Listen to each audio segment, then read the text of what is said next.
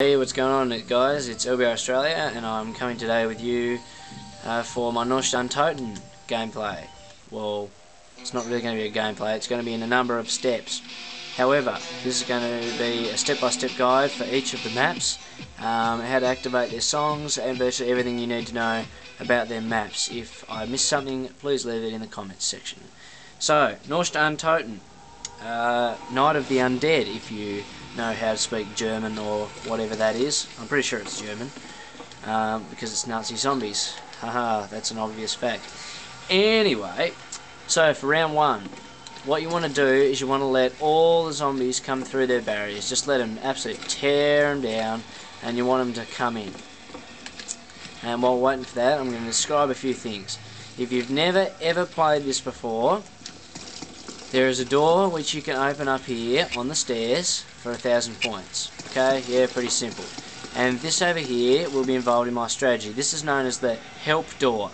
That's 1,000 as well. Right, here they come.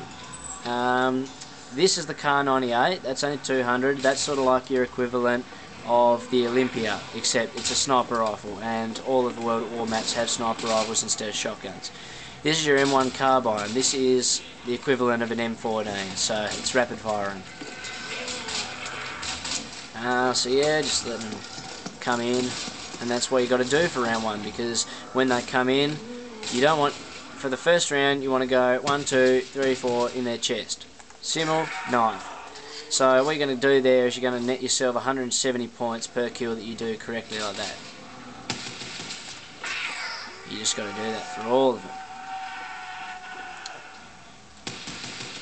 Now, a few of you who might be new to this might be asking, why on earth would you let all these brain-hungry zombies in?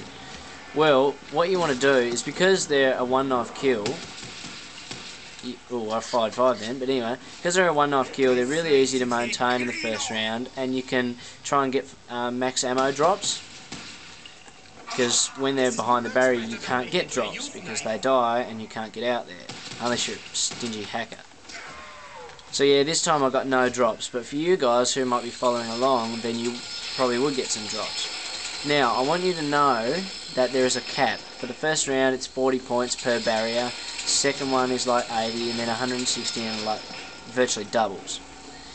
Yeah, so for barriers you can't necessarily get an infinite amount of points from them. This is known as a cap, by the way. So I'm repairing barriers, but I'm not getting any points now. Mine's staying on 1680.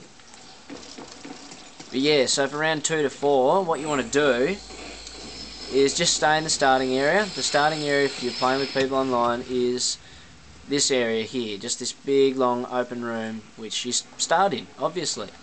But for my strategy, because I'm really not very...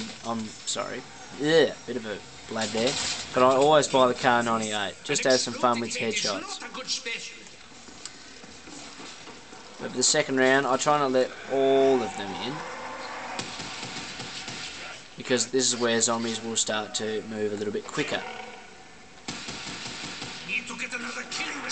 Now, this is a very small map. There's no perks, no pack-a-punch, no nothing. So you really, really have to avoid getting hit. So if a zombie hits you, you have to stand back until the red goes away from your screen, because if they slap you again, then you will die. Plain and simple. So yeah, round 2, it's a little step up. So there's a drop. See that max ammo thing there? Yeah, that's what we're after. So now that we've got all that in the pistols, now we can start shooting zombies. So on round 2, I drill 6 into zombies.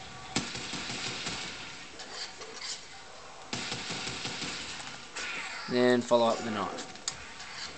Now, round 3, things can start to get a little bit hairy here, and this is where the real action gets in. This is why I always get the Car 98, because you can still kill them in one shot if you shoot them in the head. Round 4 you can't. So what you can do is you just board up all your things like normal. Yeah, pretty simple stuff. And all you have to do is just shoot the zombies. Obviously, but because it's round 3, 1, 2, 3, 4, 5, 6, 7, 8, yes, I can count, and that usually will kill them. However, once you start to get a couple of runners, sorry, it's been a long day, I'm getting a bit tongue-tied, but start using the Kar 98. I mean, you can shoot them once or twice and then knife, but I just go for headshots. You always want to get the zombie which is closest to you. So if you've got the choice between a barrier and a zombie which is next to you, you always go for the zombie that's inside. Not that I might miss a few of those opportunities. But yeah, once their numbers die down, you get rid of most of the runners, then you can start to have a bit of fun and try a few knives. But round 3, what you want to do is you want to try and repair all the barriers. Like, just leave one alone. It shouldn't run at you unless you leave one of the running zombies which spawn. So yeah, you just want to go around and repair the barriers. Oh, hello. But with a Kar 98, you can shoot them twice and then knife. But you want to shoot them in about the hips. So all in all, that was not a good example. So he's just outside, so I'll get him with a headshot. Oh! Oh my god, that was one of the most scary things I've ever seen. Anyway, after that little scare, which is a bit noob, and all the barriers are done up, you want to let everything go. Now, if you get a nuke, which is at the end of the round, go for it. Otherwise, I wouldn't recommend it because it takes away loads of points that you could possibly get. Now, round 4. If you get overrun, which you will, you want to open this help door. But what I do is I start right now at the end of that round. So you just come into this box. Now the box will always be here. What I do is I go twice and try and get 2 automatic weapons. So I've been pretty lucky and got the HK straight out of the box.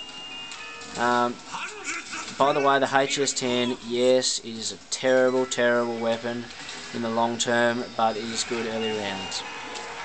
So yeah, I think I might just keep this HS-10, we'll have some fun with it. So yeah, plain and simple, there's not much strategy now on, you can just make your own way around the map. Ooh. So insta-kill.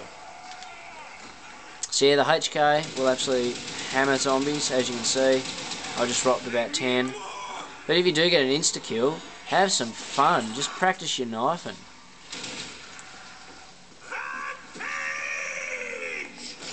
Knife him. I mean, it gets you twice, more than twice the amount of points if you get a knife kill than like a chest kill.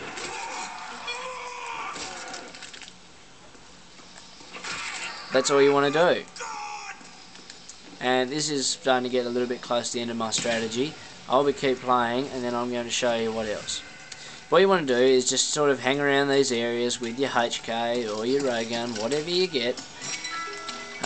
Make sure you watch these windows and that, and you want to stay near those stairs there. Because what happens is if you get overrun, you come up here and buy this for 1,000.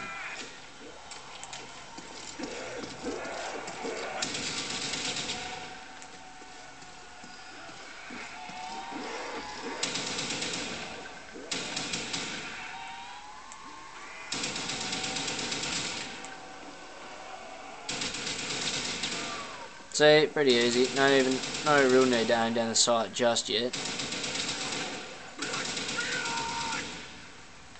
Another thing, if you're new to zombies, you'll notice that some guns, like rocket launchers and light machine guns, you'll run slower. You'll also reload a lot slower.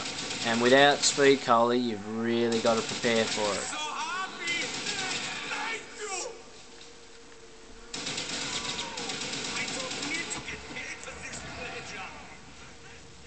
So the simple thing about Naucht is you don't have to worry about pack-a-punch or anything like that. It's just good old-fashioned zombie slaying, which is easy for everyone. It's so easy that even my dad plays. And trust me, Dad can't even get past round 8 on Kino for those of you who know what I'm talking about. So yeah, this will be the first 6, and I'm going to bring a second part of what to do from then on.